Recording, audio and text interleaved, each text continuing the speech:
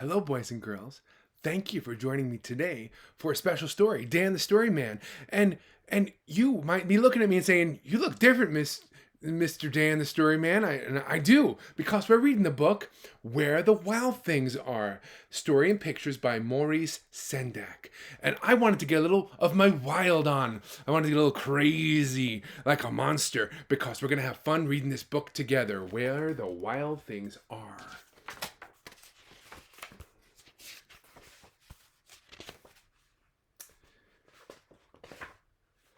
The night Max wore his wolf suit and made mischief of one kind. There's Max.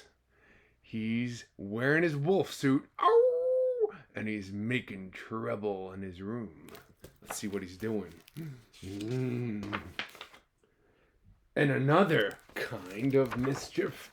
What is he doing? He's chasing after his dog with a fork. I'm gonna get you. Calm down, Max. Be nice to the doggy. His mother called him Wild Thing. And Max said, I'll eat you up. And he was sent to bed without eating anything. Look at him. He looks like a wild thing, a wild wolf.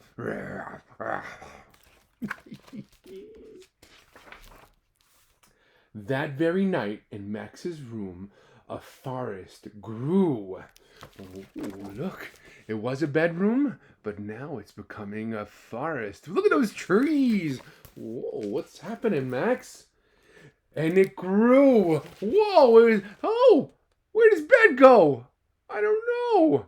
Look, I can see the moon. And it grew until his ceiling hung with vines, and the walls became the world all around him. Look, it looks like a forest, looks like a jungle, and Max is like, yeah. He's using his imagination, it's amazing. And an ocean tumbled by with a private boat for Max, and he sailed off through night and day. There's Max, jumped into a boat, and it even says his name on it, Max's boat, and he's just sailing on the boat. Getting seasick. Whoa. And in and out of weeks, and almost over a year, to where the wild things are. Whoa, look at that wild thing. Look, it looks like a dragon. And Max is like, whoa. Let's see if he finds more wild things like he is. And when he came to the place where the wild things are, they roared their terrible roars. Let me hear your roar. And gnashed their terrible teeth. And roared and rolled their terrible eyes. And showed their terrible claws. Whoa. Let me see. Put on your best monster for me. And there's Max in his boat. He's liking it. I don't know. Till Max said, be still, and tame them with the magic trick of staring into all their yellow eyes without blinking once. Can you do that? Stare into the eyes without blinking. Keep your eyes open. Don't blink your eyes. That's what Max did. And they were frightened. And called him the most wild thing of all. Oh, Max, you're so scary. You're the wildest one of all. And they made him king of all the wild things. Hail King Max! Roar! And now, cried Max, let the wild rumpus start! Look, there's King Max. And then Max said, let the wild rumpus start. Time to have a wild party! Roar! Let's see what they did in their wild party. They danced in front of the moon. King Max is great. They swung from the trees.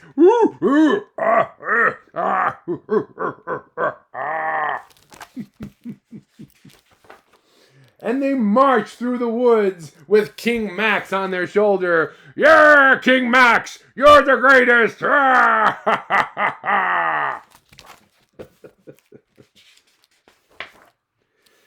Now stop, Max said, and sent the wild things off to bed without their supper. And Max, the king of all wild things, was lonely and wanted to be with someone that loved him best of all. Who did he want to be with? Who did he miss? Maybe his mom? Then all around, from far away across the world, he smelled good things to eat. So he gave up being king of where the wild things are. Max told them to go to bed, and he missed his mom. And I think he was a little hungry too. There he is. But the wild things cried, "Oh, please don't go. We'll eat you up. We love you so." And Max said, "No." The wild things roared their terrible roars. Let me hear ya. And they gnashed their terrible teeth. And rolled their terrible eyes. And showed their terrible claws. But Max stepped into his private boat and waved goodbye. Goodbye. Goodbye, you crazy monsters. Goodbye. There he goes in his boat. And there are all the monsters. Get your monster on.